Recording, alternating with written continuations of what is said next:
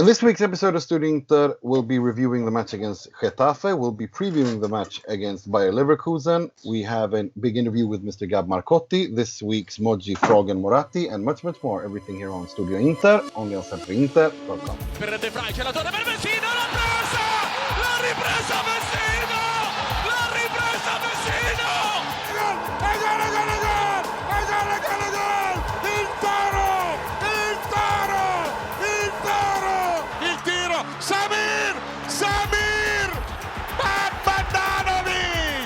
Recupera Brozovic, andiamo in contropiede, la porta è vuota, tira, attenzione, e gol! Benvenuti, bentornati to another edition of Studio Inter. I believe this is the third one in 7 days, if I'm not mistaken. And we're going to keep these going until Inter are knocked out of the Europa League. And given that some of us, myself included, think that Inter are going to go pretty far in this tournament. We'll be doing this for just a while yet. But before we get into all of that, let me introduce our panelist, the SempreInter preview writer, Mr. Mohamed Nassar, all the way from Egypt. How you doing, Mo? I am fantastic. Really glad to be here.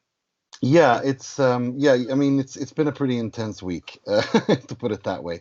Last time, if last time we recorded this Sunday was all doom and gloom, I think it's a little bit better now. Things have calmed down. We're also joined by our good friend who is a host of the Inter Miami CF over their pre-shows or just generally their channel, if I'm not mistaken, Mr. Alex Dono. I'm so happy to be back, and I'm so sorry that I missed the last episode because that chaos I thrive on chaos, Nima. That must have been a whole lot of fun. I'm happy to be around today, though.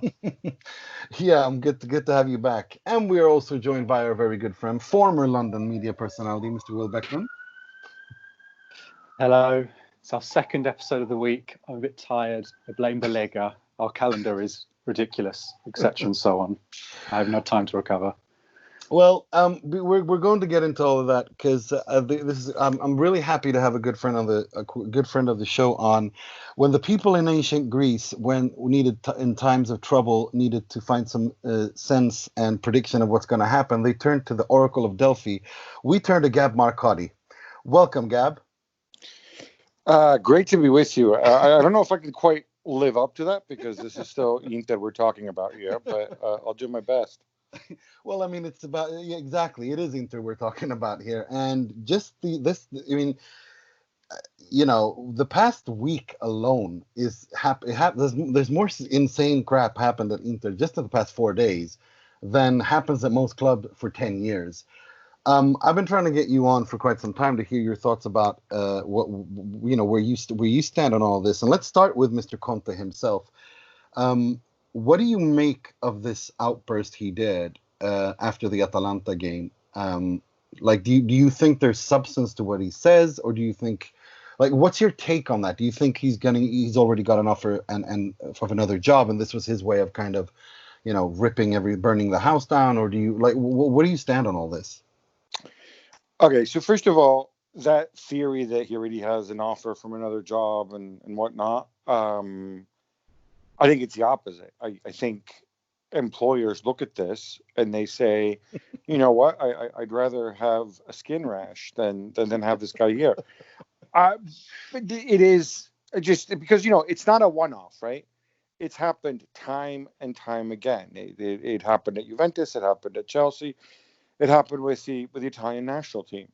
Nobody likes to be thrown under the bus in public. Nobody does.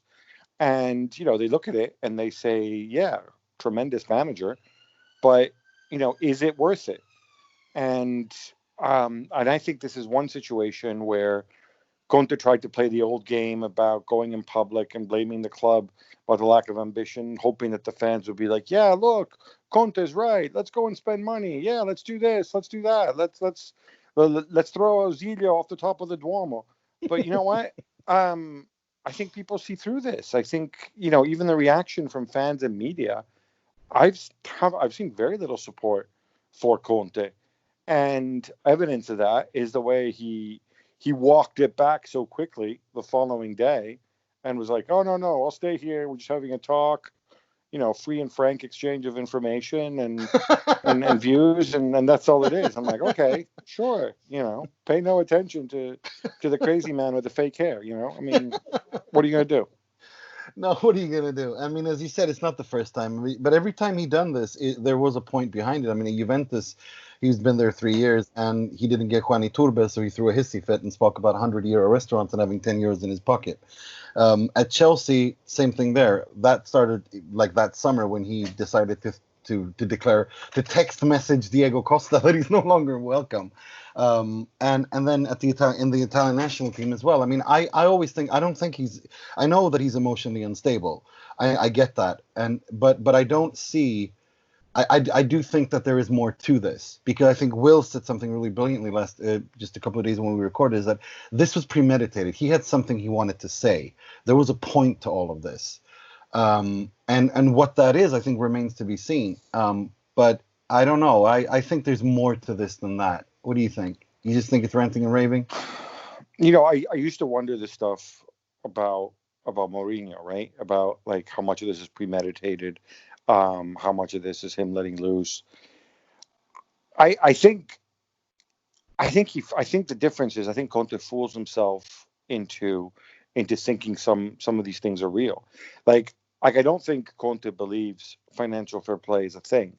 I think he thinks that it's just something that, evil, stingy owners who need to spend more money, made up to go and deny him funds. I just think there's an amount of self-interest there in what he does, and I think he plays a character, right? When he goes out and acts that way and talks about the intensity. Look, I fundamentally don't care. Inter made a decision when they hired him, that you have to put up with the good and the bad, and I think for me this is a time to actually, dare I say, and I've been so critical of a lot of these guys, but praise Inter as a club, because they treated Conte the way you would treat a child when they tantrum and throw their plate on the ground. They said nothing. They didn't go out and publicly say wind your neck back in or whatever. They just kind of they all went quiet. I'm sure that they spoke and they told him, hey, you might want to dial it back. He did when he noticed that nobody was saying, yeah, look, Antonio's right. And they kind of let it fizzle out on their own. Now at the end of the season, they'll talk and they'll evaluate what they need to evaluate. They got Alexis Sanchez done, which was apparently somebody Conte wanted, and that's that. I think this is actually, weirdly, this is one situation where the club handled his rant in the right way. I'm going to hand you over to Will. Did you have a question for Gab, Will? Yeah, I did. Thanks for joining us, Gab. I mean, I suppose I might ask. I don't know if you saw. I'm assuming you saw what Moratti said in the pre-game yesterday, which I thought was very kind of cold and official. He called him Conte throughout, as opposed to Antonio, I think, if I remember correctly, and sort of hid behind what he said to that newswire agency, and sort of suggested to me that this is going to be a very interesting conversation that's had at the end of the season. That his future is not guaranteed by any means, but. Beyond that, to move it on a little bit, I wanted to ask you about the goal scorer of the second goal last night, Eriksen, because he came on and scored, but he came on in the 81st minute. He's barely started for a few weeks now. Conte was talking yesterday as if it's January still, saying he needs to settle in, he needs things to go his way, etc. and so on. So, just as an Inter supporter, are you worried? Should we be worried that this is looking pretty bleak now for Eriksen? Do you think he's given up, or do you think he's waiting until next season to settle in? Because it looks as if certainly for this Europa League, he's cast him to one side as far as the starting 11 is concerned, which is very strange. And maybe some of us wouldn't have expected that when he came in. Well, I mean, I think to some degree, as far as Europa League is concerned, it is horses for courses, right? So they're playing Getafe. Getafe, Conte himself said, it was a dirty game, and we got to get our hands dirty. So in a game like that, he's like, well, I think Conte is one of those guys who judges footballers on appearance. So because Eriksen looks like an absolute wuss out there, he probably is like, oh, look, it's going to be a battle. Give me 3 Gagliardinis, So I think that was the thinking there. I'll be interested to see what he does against Peter Bosz and Bayer Leverkusen, because obviously that is a completely different. I mean, they're like the polar opposites to the way Getafe play, and I think that would be a game where I think Eriksen can make more of a difference from the start if Conte wants it. More broadly, what bugs me about Eriksen is, and this is maybe inevitable to some degree, but the few Conte supporters and in the media and among the punditry saying, oh, well, did Conte really want Eriksen? And, is he right? And look, is he strong enough? I mean, I get this, like, people asking, like, oh, is he strong enough physically to play in Serie A? The guy played in the Premier League for what, like 6 years? I mean, yeah, I'd say so. He's an unusual guy. He's got an unusual skill set. He played for Pochettino, who played, a lot of high energy, high pressing, high intensity type football. So the answer is yes. He obviously can do it if he's used if he's used in the right way. I don't blame Conte necessarily for not having found the right way thus far. I don't know about Eriksen playing behind a front two the way he has to do at Inter. That might take more time. So maybe it does take more time. But about the Europa League, I mean, I think an intelligent manager, and I do think Conte is an intelligent manager, he's going to look at it, and I think he's going to make a decision on Eriksen, based on the opponent. I would not be surprised if he starts against Bayer Leverkusen. Agreed. Alex, you got a question for Gab? On Lautaro Martinez, for several months, there's been a ton of speculation about Barcelona, if they're going to buy him, lots of reports on that. How do you see that saga ending? Could you see him leaving this summer? And I guess part 2 of this question would be, with all of the speculation and reports, do you think that the Lautaro saga might even be part of what Conte is referring to when he talks about his players not being protected by the club? God, I hate that notion, by the way, and I can say this. It's one of the very stupid things. Every country has their stupid footballing obsessions, right? I live in England. I'm very happy to point out billions over here. But we certainly have our ones in Italy. And one of those is this idea of protection, this idea of communication and the media. I mean, I find football so polarized. Like football in a lot of countries, there's no protection to be done. There's no protection of Lautaro. The guy wanted to move to Barcelona. I think it's pretty obvious because there was the opportunity, because Barcelona, for now anyway, is a bigger club than Inter, and he was going to make more money, and he was going to play with Lionel Messi. Problem is, Barcelona is horrendously run. They didn't have the money to meet Inter's demands. To his credit, Lautaro didn't go and throw a strop and sort of threaten to go on strike. So I think he's going to end up where he is. For a while, it looked like he was going to get a new deal. Now, I think if you're Inter, you don't have the urgency necessarily to give him a new deal, or certainly not, a new deal as big as the one that was suggested. I think he might still get, he might still get a wage bump, but I don't think it's going to be enormous unless he's, phenomenal and scores 10 goals in the Europa League or something. So I think this turned out pretty well for Inter. And I'll tell you what, I think it turned out pretty well for Lautaro as well, because he's in a good spot. He's got a manager who really rates him. I think he links up very well with Lukaku. I think he's learning. I think he's growing. And, if he wants to go to Barcelona, there'll be plenty of time to go and do that. Mo, did you have a question for Gab? Yeah, hi Gab. So listen, we've spoken about Eriksen, and we've spoken about Eriksen now, and we've spoken about Eriksen extensively on this podcast, to the point where we thought, do we need Brozovic in the side with Gagliardini playing, if we're going to play with Barella, Eriksen, and Gagliardini? So my question is, looking at the transfer window, I think everyone and their mother who follows the Serie A is drooling over Tonali. Is he the right fit if we believe that Eriksen is the crown jewel in Inter's near-term, medium-term future? if Conte is really going to be able to mold the midfield around Eriksen and make sure that this absolutely world-class player is able to give his best for the club. Is Tonali the right guy that will fit in that module, or is a more physical midfielder a better fit in your opinion? That's a really good question, and I think we often typecast teams. We see what they look like in the past, and we kind of project into the future, and we look for players who are like for like, and then can work in that system. And I suspect, correct me if I'm wrong, where you're going with it is that, well, if I'm playing, if I'm playing 3-5-2 and I have Tonali, Eriksen, and a third midfielder, whether it's Barella or whatever, then am I too lightweight, right? I mean, that is a natural. Exactly. That's the natural reaction that you're going to get to. There are ways around it, right?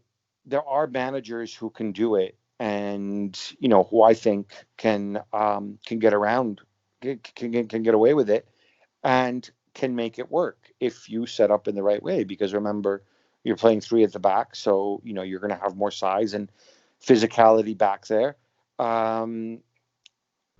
What I would question is, given that Inter still will have a limited budget, is Tonali where you want to spend your money?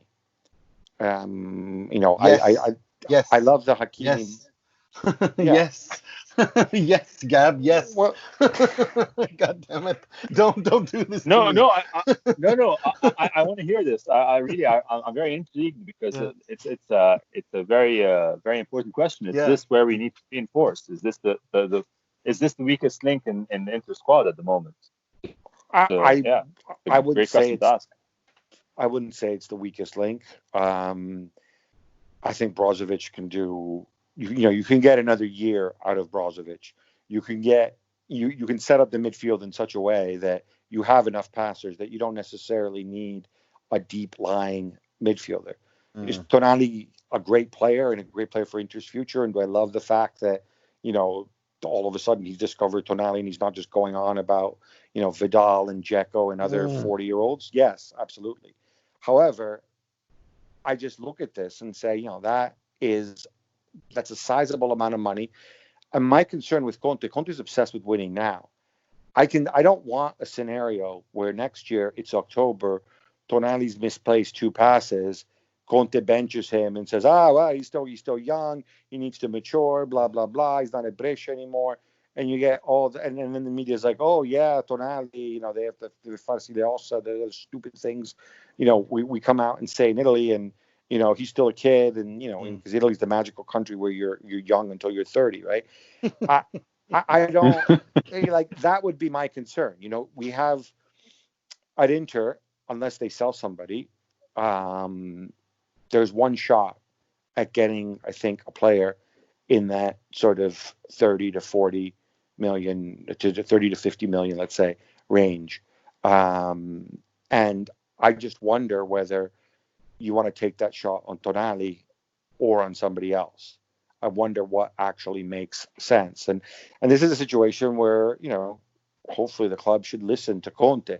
Listen to him because obviously he's a football man, knowing that, it's going to be very simple. Even if you listen to him, if the guy ends up playing badly, then Conte is going to blame the club for signing him. And if he's good, obviously it's going to be Conte who really wanted him, like he really wanted Lukaku, and all that nonsense.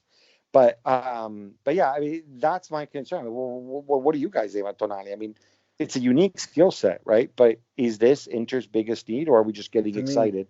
To me, it's very simple. Brozovic clearly doesn't work in a 3-4-1-2. That's the system they want to play with, so he has to go. It's that simple. We saw it against Getafe. He doesn't know how to play with the trequartista like Christian Eriksen with those skill sets in front of him, and Christian Eriksen is the player they want to keep. So it's for me, it's a zero-sum game. You get rid of the guy who doesn't work, and also in terms of plusvalenza, Brozovic, if you sell him for 40-30 million, that's a giant plusvalenza. So for me, I don't know who's going to give you 40 million for Brozovic. Well, exactly, but that's another discussion. But you know what I mean.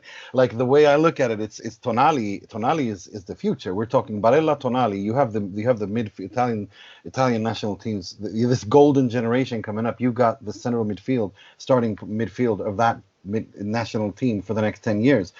We know what's going to happen with this man. He has this mental obsession with Edin Dzeko, Emerson Palmieri, and Arturo Vidal that I mean, it's like he's stuck in 2015, and it's just incredibly frustrating to me, because to me, Tonali, even though he might not win you a title this year, he will win you in 2-3 years down the road. That's down the road, and that's how Marotta thinks, and that's good that he thinks like that. I'm glad it's not, Moratti age, because then we'd already be drowning in the Battistuta type transfers that you remember so well, So, to me, that's a no-brainer. But I wanted to talk to you about this. This is kind of antecedent to this and tangents on this.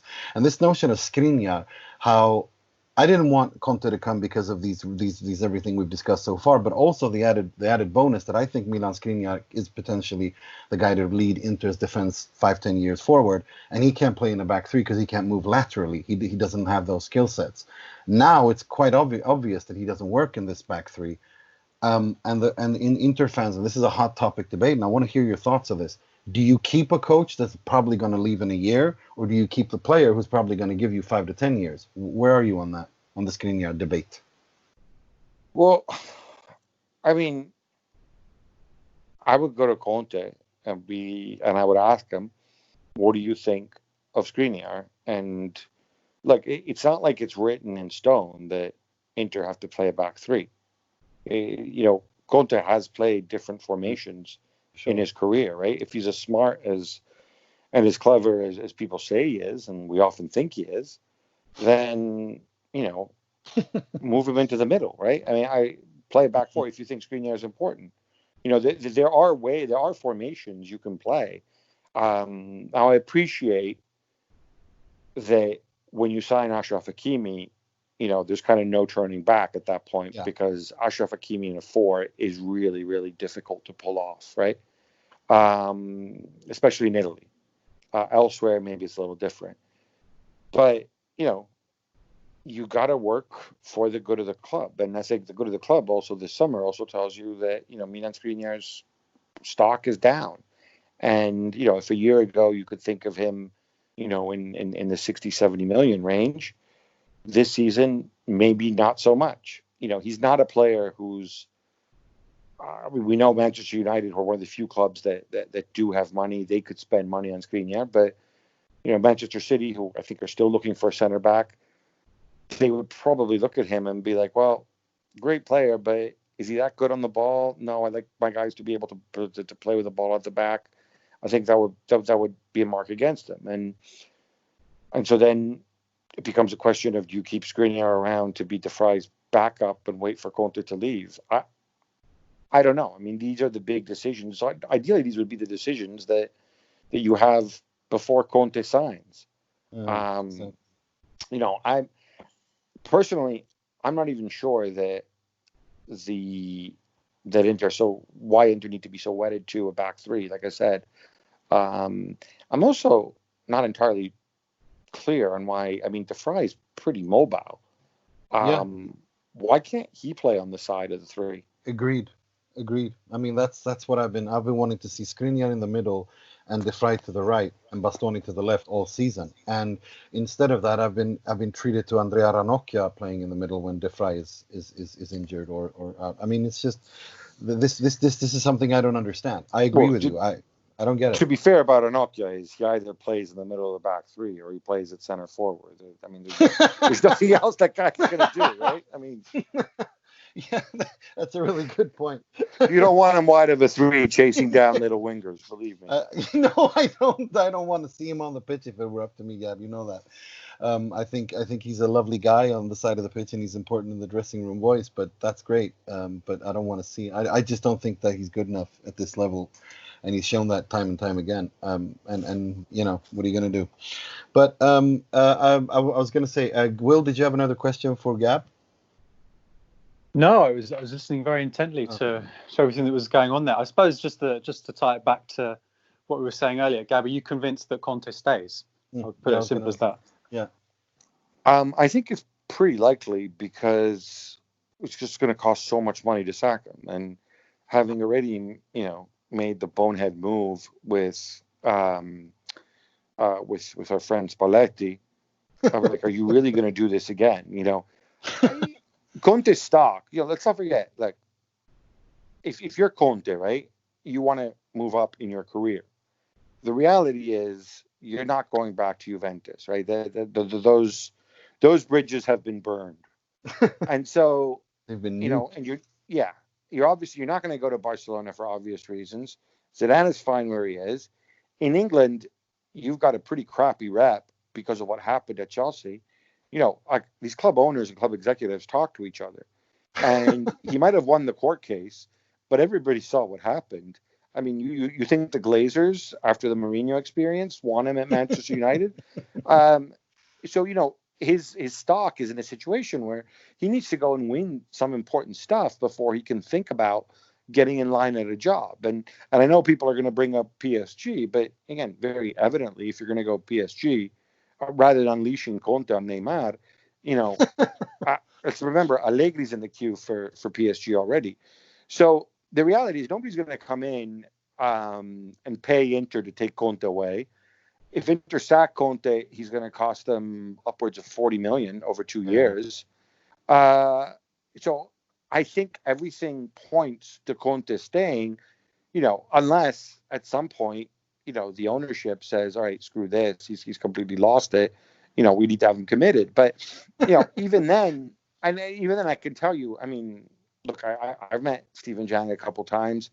I can't claim to know him well, although we did go to the same university.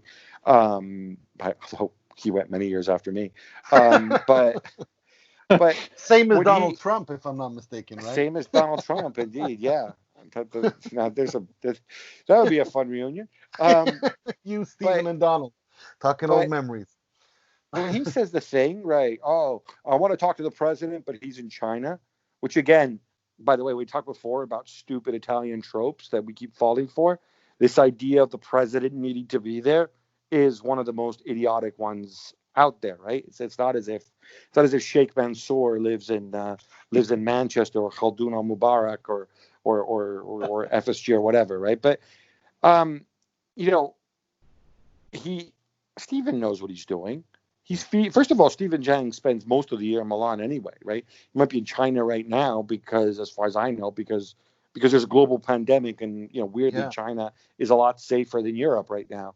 But he knows what's going on. He knows he's feeding that stupid narrative, or worse, maybe he might even come to the conclusion that Conte is not even alluding to Steven. He's alluding to, you know, to Steven's dad, which is even worse.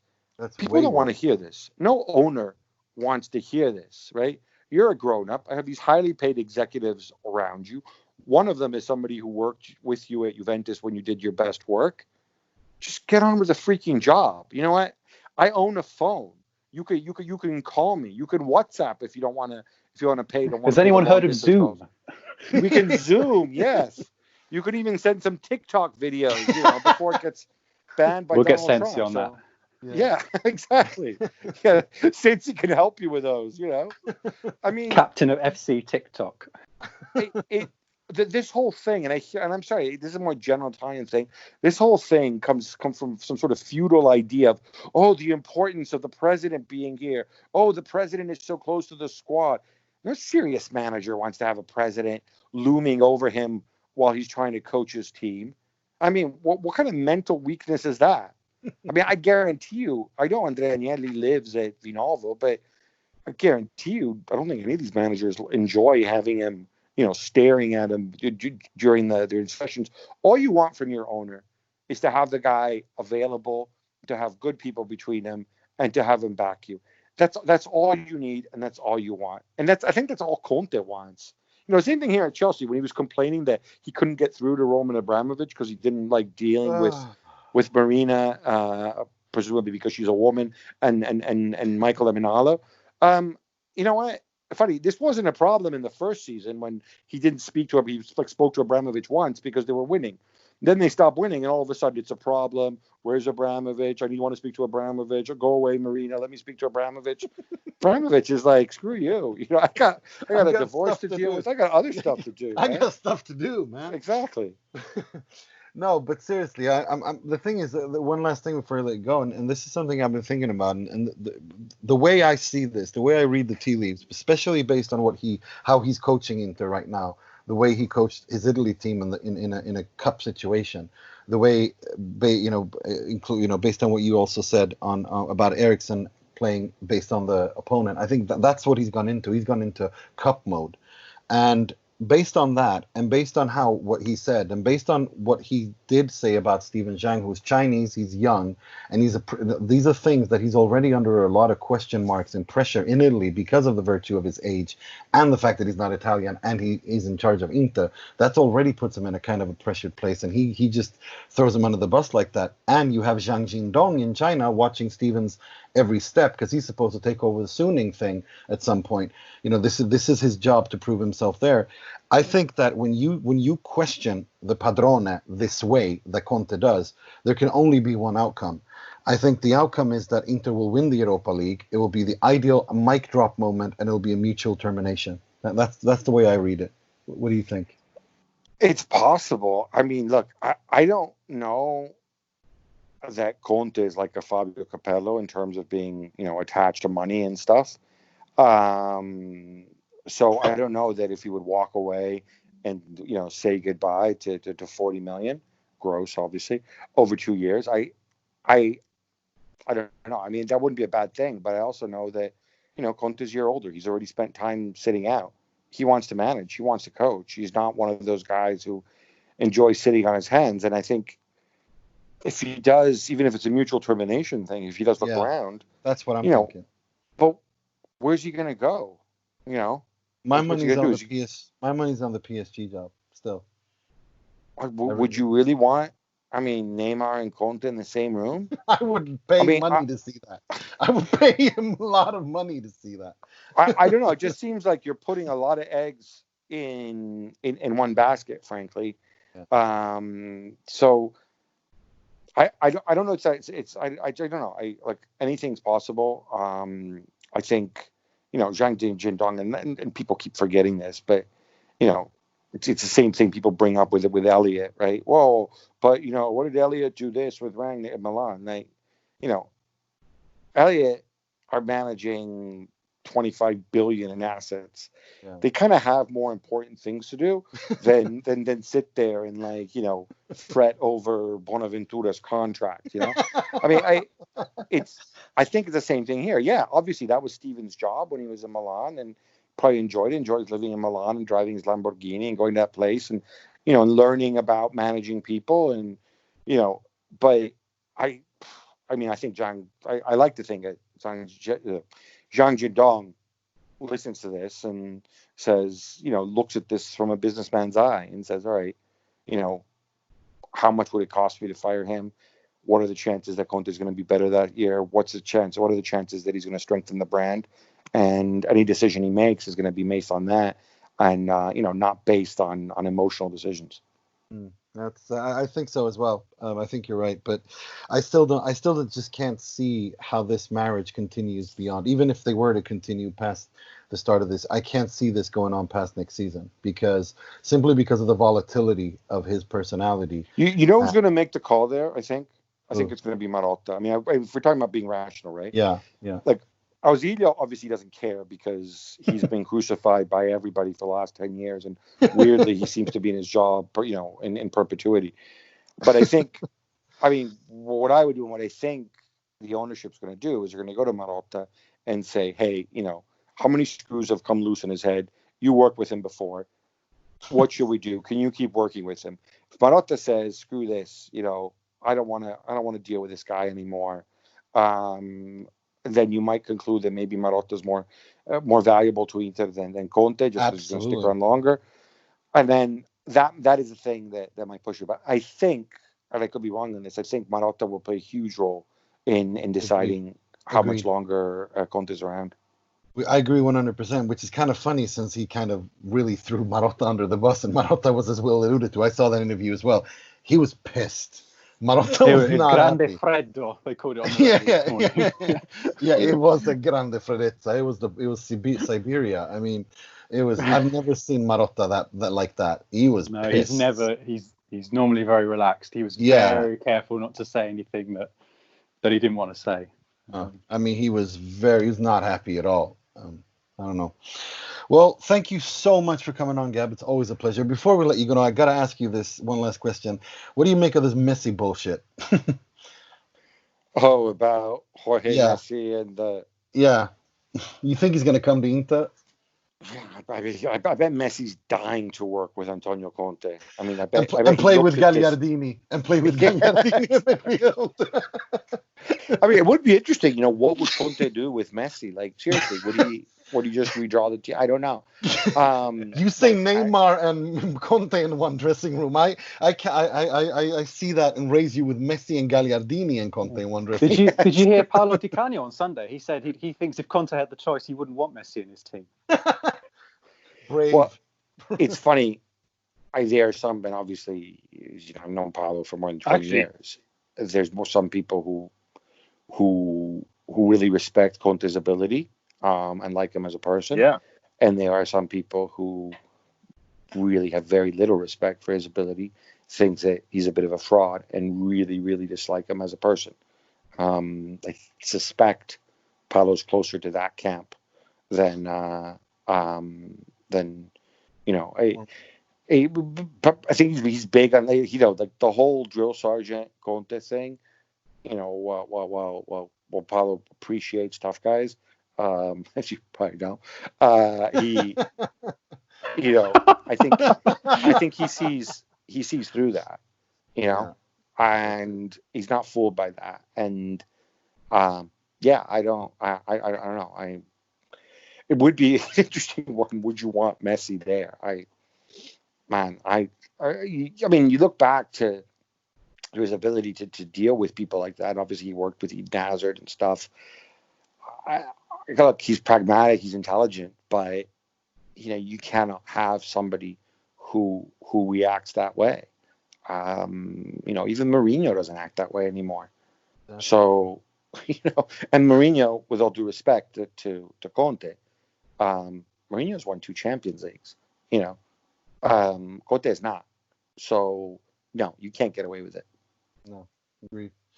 Thank you so much for coming on, Mr. Marcotti. Have you got something? What else have you got coming on that you want to plug? Because you said something like, if you got something you want to plug, then go right ahead. Oh, well, yeah. I mean, we obviously we write for I'm on ESPN, and you can read my columns there. I mean, most recent one is about Casillas.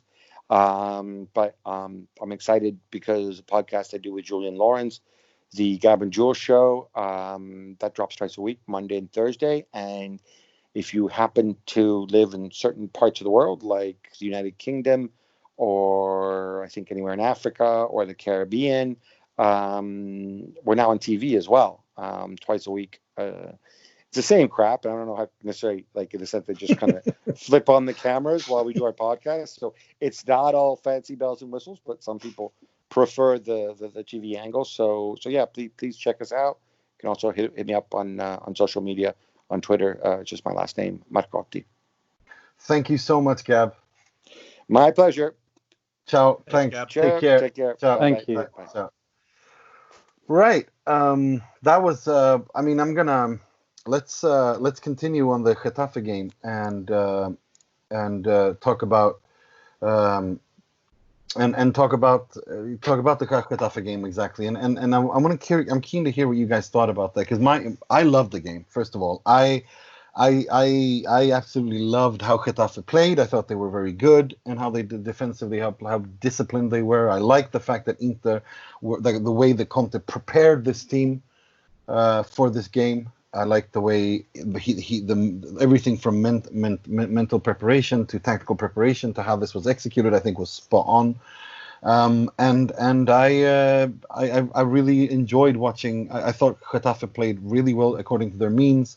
It was I don't know. It just proved my. I mean, let's talk about that because I think it's quite evident that Eriksen and Brozovic can't play together. It's quite clear that if you play a 3-4-1-2 with Eriksen, you can't have Brozovic there. You need to have a Kante or Ndombele or someone like that, or next to Barella or a Tonali or a Sensi who carries that team in terms of physique and can clean up behind Eriksen. I don't think Brozovic is that guy.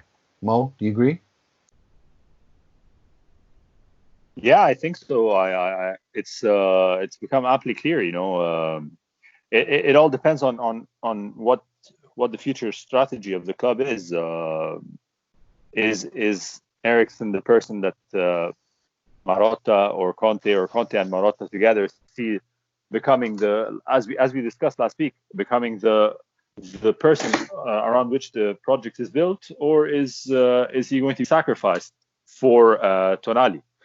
But yeah, no, I think it's amply clear. It's either Brozovic or Eriksen, and for me, my gut feeling would be we've been missing a trequartista for so long. Absolutely. This since Schneider left, yeah, we've really been missing that role, and we have a very strong forward line, really smart guys, as we saw yesterday. Hold up the ball, do a whole bunch of different stuff. So getting the best out of these guys means that you need to have somebody feeding them the proper role closer to where they are, around the center line. So yeah, I think if it were up to me, I think we'd put our money on Eriksen and move on with that project in that direction, and then get someone more physical to be able to support him. And maybe, like you say, I don't know. Like I just asked Gab, I don't know where Tonali fits. Then that's the only problem. I don't know where Tonali fits. We'll get to that. I want to hear what Alex thinks on this issue of the Brozovic Eriksen thing, and I want to get Will's thoughts on that as well before we go into that point, Mo. I certainly echo what both of you are saying.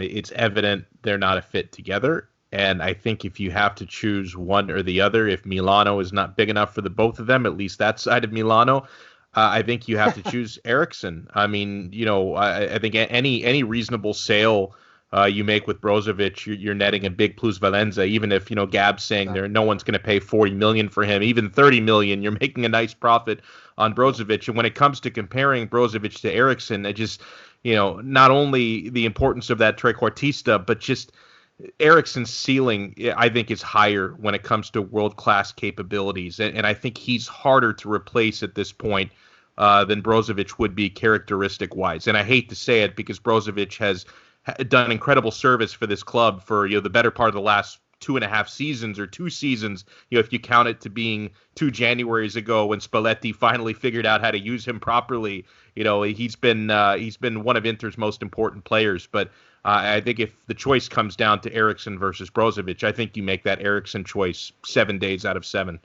Agreed. Will, where are you on this? Yeah, I mean, not least because Eriksen you've just signed 6 months ago, and so it would be most unfortunate to put it mildly to move him on. But yeah, I think we're all kind of agreeing in that. But I want to touch base a little bit on the Tonali thing just briefly. I want to hear what my thoughts on that is when you have 3 competitions and next season is the Champions League and the Serie A and the Coppa Italia, and you're kind of going for all of them. You want to win all of them, or at least one of them. Maybe not the Champions League, but the former 2, definitely the domestic ones. So you need to have players. You need to have bodies in that team. And given that Vecino is on his way out, Gagliardini, I think actually has a role to play in this team. I never thought I want to drink bleach while I'm saying these words, and I can't believe I'm actually saying these words. I can't believe you're saying it either. But this actually makes tactically sense to me. Based on the assumption that Conte stays and we play 3-4-1-2. I can understand. There is a value to having Roberto Gagliardini in that squad because he gives you that in a much lesser extent. He gives you defensive solidity in together with Barella in a way when you have Eriksen roaming that you don't necessarily otherwise get. But with Tonali, I think to me so you need Tonali as well, because Inter's problem, Achilles heel for the past 10 years, if you ask me, is, aside from all the banter nonsense with Lord Kuzmanovic and brother Jonathan, the issue is that you might have a good starting lineup, but you don't have good players coming on. Inter need to have world-class players in every position in order to be able to compete on all on all fronts. And so I don't see an issue with Tonali there. I think, well, if anything, Tonali and Barella and Sensi give you the option of playing a 3-5-2 when it doesn't work. I would also extend Borja Valero's contract. I think he has shown without a doubt that his professionality and his attitude just shows that he's needed in this team, and he leads by example. And when you have younger players, you need an elderly father-like figure like Borja to lead the way, and which I think he's done these past months. So for me, that's where I stand on Tonali.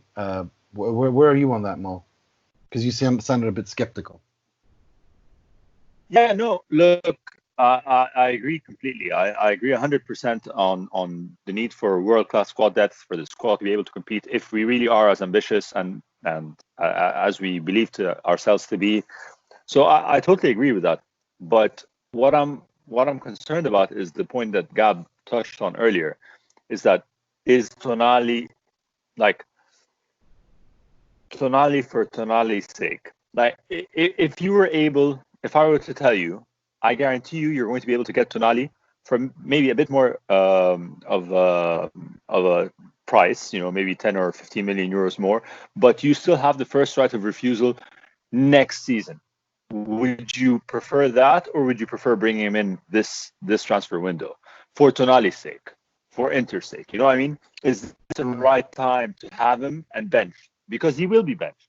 Like, it's inevitable. He will be benched because he will be playing. He'll be playing as a reserve, like you said, for Sensi or a Barella or whatever, because the starting lineup is the starting lineup. So, is this the right move to be able to get the most out of Tonali, who clearly seems like he's a generational player or whatever like label you want to stick on the guy? Is this the right move for his career if he's an Inter player in the future?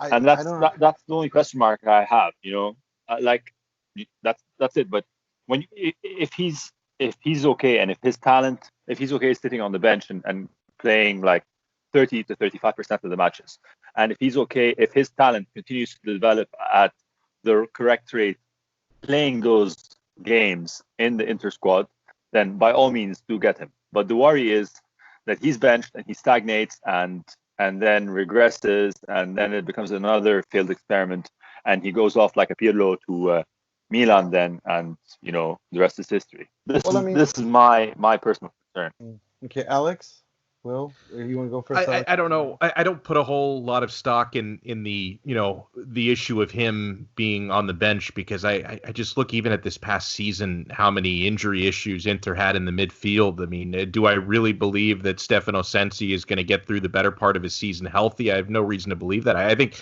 Tonali, even if he starts this coming season as a bench player, I think he's going to get to feature plenty over three competitions with a somewhat injury-prone midfield. I'm really not that worried about playing time for him. I think, to me, the more pressing issue for people who play devil's advocate on Tonali would be, if that's really the best investment to win now, if Conte may look to a more experienced player. Now, part of the luxury that I have as a supporter, I don't think Conte has this luxury, because he doesn't look ever beyond a year, 2 years down the road, with the way that he jumps around team to team, is, as a supporter, I can think not only about the short term and about the long term. And while I do know that Inter is entering win now mode, I also do not want them to forfeit a generational player who I believe is going to be Italian elite for the next decade and a half. I mean, if you have the opportunity to seal this deal and bring in a player who I do believe can help right away, but will be world class within the next between the next 12 to 24 months, then I think you jump at that opportunity. I think he can find plenty of playing time in this current midfield, and he's certainly the type of player who would potentially be around long after Conte is gone and can help you win many, many trophies, if not right away, certainly a couple of years down the road. So to me personally, there's no debate. I would be very, very disappointed if they don't bring him to Inter. Yep, I'm with you right there, Alex. You know that as we've spoken about privately as well. No, I think you said everything. Will, that's what I think. Will, where are you on this? Yeah, I think it's interesting. There's probably going to be quite a few signings, and you can certainly name Tonali and Eriksen in those, where you have this juxtaposition between what Conte would want to win now and what Marotta and Inter would want for the long-term benefit of the club, looking forward maybe 4 or 5 years. And I think if you're looking through the second lens, there's no doubt that Tonali is a generational talent, like a Chiesa or like I can't think of off the top of my head, but that kind of thing. And it would be a real shame to see him go elsewhere. I mean, obviously, stop it. You shouldn't just sign a player just so that Milan can't have him. I don't think that's how a sporting director or a club should necessarily run things. But I think he's a player that's got so many facets to his game that I think he would be able to play with a lot of different players beside him, which makes me think that he is a great investment to make. Because he's been sort of stereotyped as this kind of new Pirlo because he played for Brescia, because his hair looks like he's come from the 70s. But actually, he's got a bit of grit and determination about him as well. He's a good tackler. So he's not sort of a pure playmaker in that sense. He has a bit more niche nuance to his game. So no, I especially given that Brozovic has been the linchpin of this midfield for 2 or 3 years. He's not going to be that for much longer.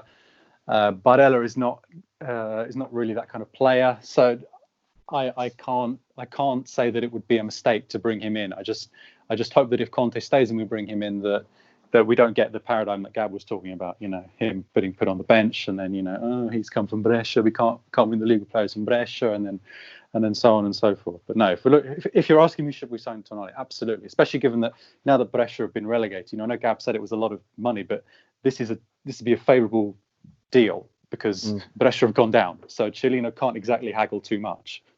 As much as you want to. Yeah, as much as you want to. And I love crazy Italian football presidents, and Cellino and De Laurentiis are the last of the old school one. And the fact that no deals can be concluded with Brescia right now because Cellino's on holiday with his wife and he forgot his cell phone in his office. Is that what's going on? Yeah. I had not heard that. Oh my God. This is absolutely true.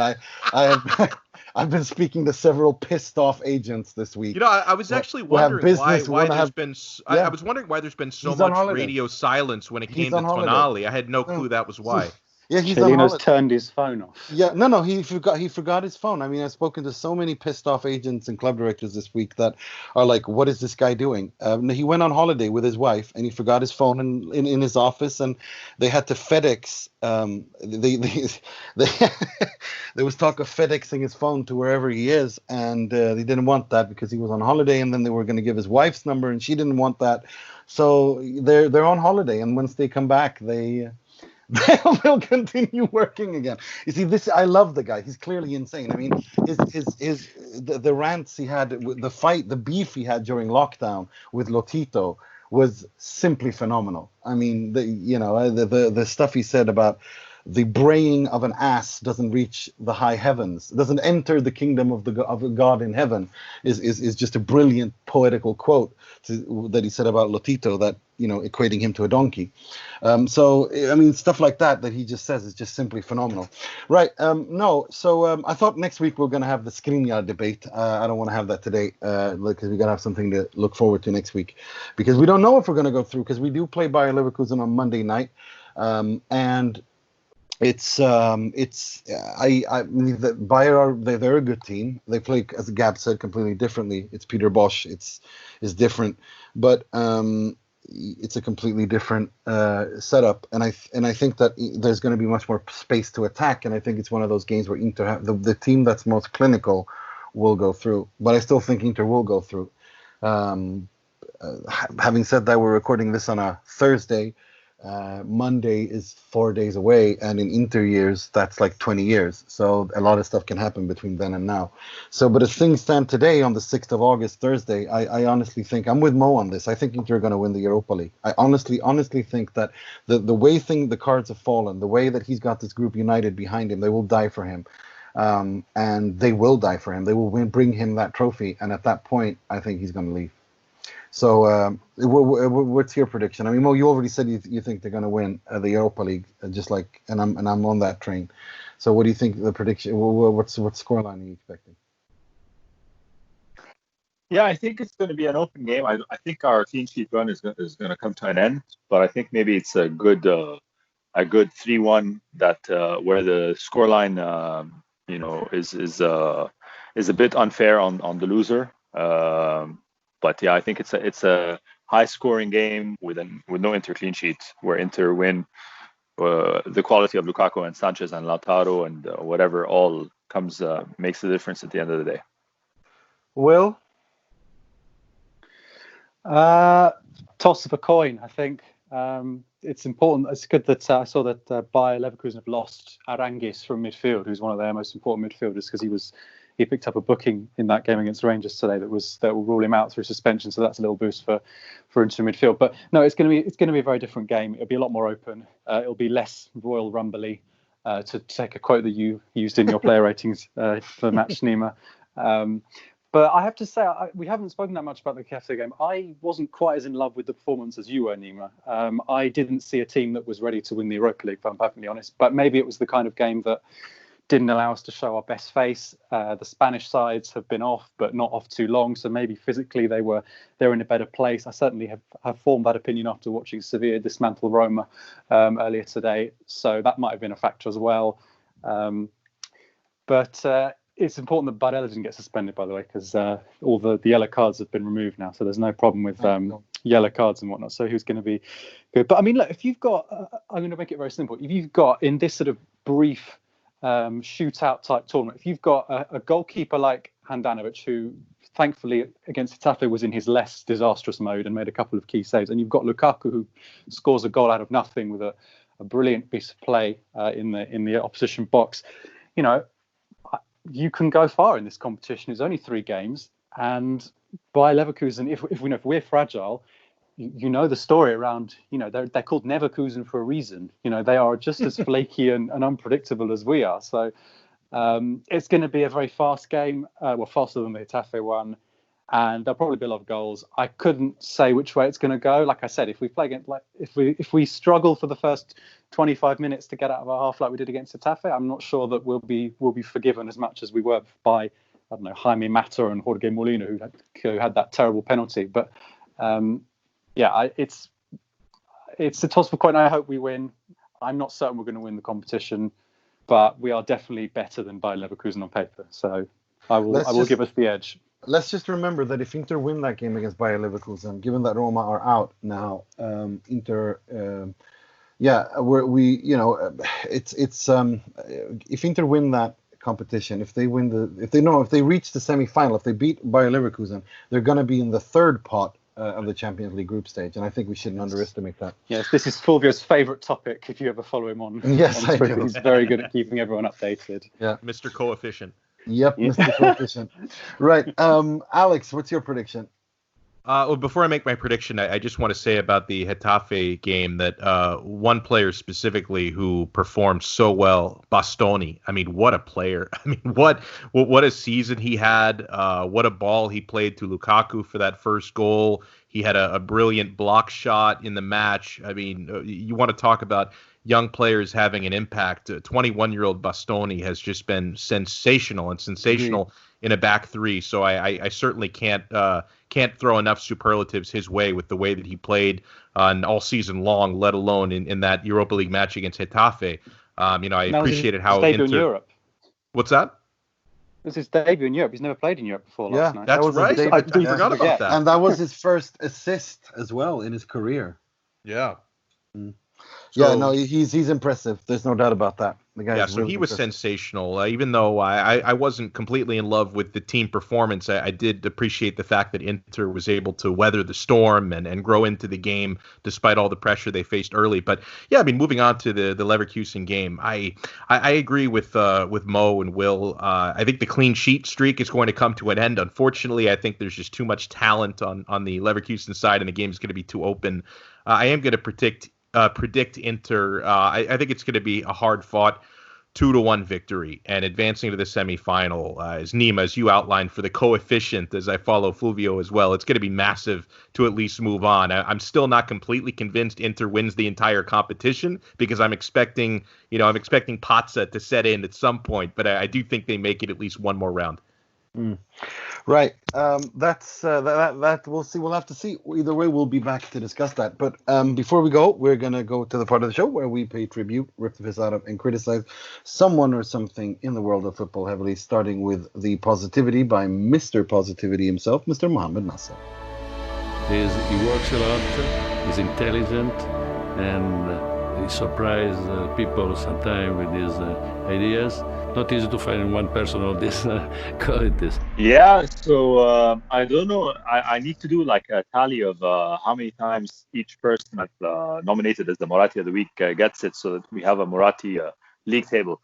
But I can't think anyone's won the award as frequently as Beppe Marotta has. Because he's the only thing. He's so needed throughout all of this. Yeah, sorry. And his name is the closest to Moratti in terms of exactly. that too. We may have to rename rename it the Marotta this way. I'm a huge Conte fan, far more so than Nima is, and I think the man has worked absolute miracles in the squad, and this. I mean, the numbers don't lie. The numbers speak for themselves. But having said that, I agree with that. By the way, I mean, I'm all in. I'm all in on the Conte train. 2 years, 3 years, however many years, like as long as the enthusiasm is still there, and as long as we see him writhing in the stands because of missed chances, etc., I'm in. But of course, no yin comes without a yang. So to Conte's fiery yin, there needs to be a yang, and that yang comes in Beppe Marotta, in the form of Beppe Marotta, who's able to really manage this volatile, absolutely explosive personality, complete whatever, like insert manic adjective in blank, which he is, because clearly he's a very talented manager as well. So I think the way the events post Atalanta game have been handled has spoken volumes on how well this club is run, and I think it's only because, as Gab has had earlier alluded to, it's only because you have someone like Marotta being that interface between the owners and Conte, being the fulcrum on which everything turns. And if it is like you predict, Nima, a divorce of mutual consent, again I say this, I'm all on board, because this will have been a decision taken by Marotta, and clearly this man knows exactly what he's doing. Absolutely. So whatever the decisions that the club management may take at the end of the season, I'm happy knowing that Marotta is involved, because this man is bringing a lot of sanity, a lot of nuance, a lot of thoughtfulness and ambition to the club. So he's my Moratti. Marotta is my Moratti of the week. Nice one. Let's move on to something much more comical. This week's Frog, which will be presented by Mr. William Beckman. È clamoroso! Autogol di Ranocchia! Yes, I've actually had to go back a week for this week's Frog, because there was nothing that was really whetting my appetite since our last pod. But this is a story that I saw a week or so ago, so it's not completely out of time with when we're recording this pod. This is not football related at all, actually. This is just something I saw on social media the other day. This is one of the most remarkable stories that I've seen in the last few months. It's from Australia. So if we have to nominate a frog, it's going to be a 29-year-old woman, a mother of 3 from Cairns in the north of Australia, called Jessica. Don't know her surname. Please get in touch if you're listening and tell me, because She has been. She's just had to break up with her boyfriend of 3 years after apparently she logged onto his Facebook and found that he was talking to other women and so on. But that's not the point. That's just why they broke up. It's what happened afterwards that is so remarkable and was reported on Australian television last week. Apparently, her ex decided to get back at her. First of all, by dumping a car in her driveway and removing the wheels so she couldn't move it. But in case that wasn't enough, he decided to get back at her by plastering her mobile number on posters around Cairns and challenging people to phone up and do their best impression of, can you guess who it is? No idea. Chewbacca.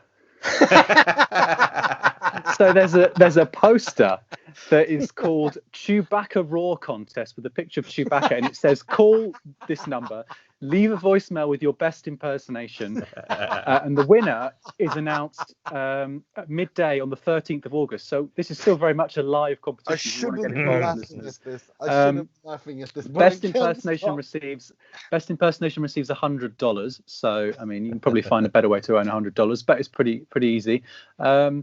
And apparently, she said the phone calls were waking her children up because some people were phoning at 1 a.m. to pretend to be Chewbacca on her phone and leaving voicemails. So she's on. They've tracked her down, and she's on this short video. She's got all these voicemails, and she's playing lots of Chewbacca noises from her voicemail. I mean, really, really nice and creative. She finishes off by saying, "I thought when we first met he was mature, but it just goes to show that having a job doesn't mean you're mature." So if you're at a loose end this week, call this number and pretend to be Chewbacca. That sounds like something Conte would do after a nasty breakup. Yes, I wouldn't put it past him at all. To be honest. Oh, no. That's I mean, Chewbacca. That's creative. You got to give him A for effort, A for creativity there. Right. Let's move on to something much more negative. This week's Moggi, which will be presented by Mr. Alex Donald.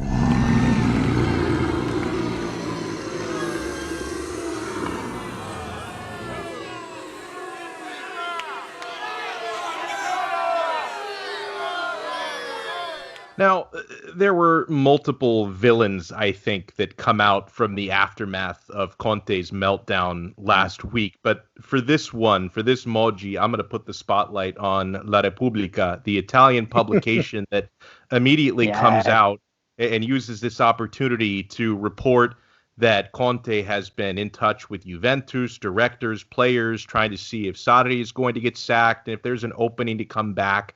And listen, I'm going to have to take Conte at his word that this is quote unquote fake news because I can see it from certain sectors of the Italian media. And I just think, the general public has enough trouble trusting the press as it is right now. We don't need to be adding nonsense like this to the mix. So I actually appreciate the way that Conte addressed it the following day, saying, regarding the article published today on Repubblica.it, I categorically deny the fact that I spoke with Juventus directors and players asking, quote, are you going to sack Sarri? And he continues, I will sue those who wrote this article and the editor in charge of the magazine, he said. And if I take him at his word that this is a false report, I truly believe they need to be held accountable. And, for those of us who, try and get correct, proper football news when something like this is happening, we don't need rubbish and nonsense out there like that.